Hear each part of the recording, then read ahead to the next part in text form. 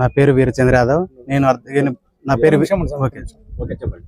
నేను Ardhagiri బసవనగూడ municipal elementary స్కూల్లో పనిచేస్తున్నాను.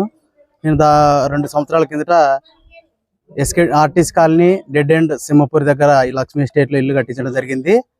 మేము ఆదివారం మధ్యాహ్నము మా మామగారికి బాగలేనందువల్ల డోన్కి వెళ్ళినాము. మేము 3 రోజులు సెలవు పెట్టి వెళితే నిన్న బుధవారం సాయంత్రం 5 గంటల టైంలో వచ్చి చూస్తే మొత్తం డోర్స్ క్లోజ్ చేసి లాక్ పగలగొట్టి దొంగలు పడడం జరిగింది.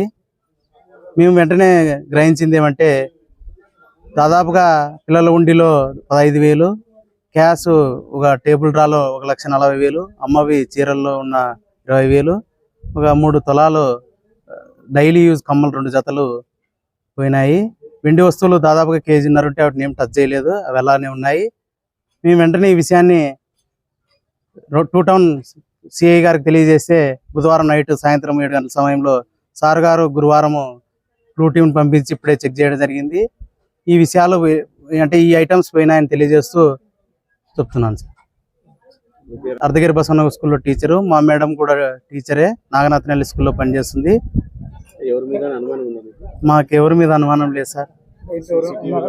సీసీటీవీ ఫుటేజ్లో ఒక వ్యక్తి దొంగిలించినట్లు అది ఏ విధంగా జరిగిందంటే 31వ తేదీ అర్ధరాత్రి 1:05 మా ఇంటి కాంపౌండ్ దాటి ఒక వ్యక్తి ఇంట్లోకి డోర్ పగలగొట్టి వెళ్ళాడు.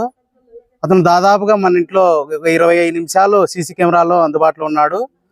ఆయన యొక్క కవలికలు ఫేస్ కూడా బాగా క్లారిటీ ఉంది.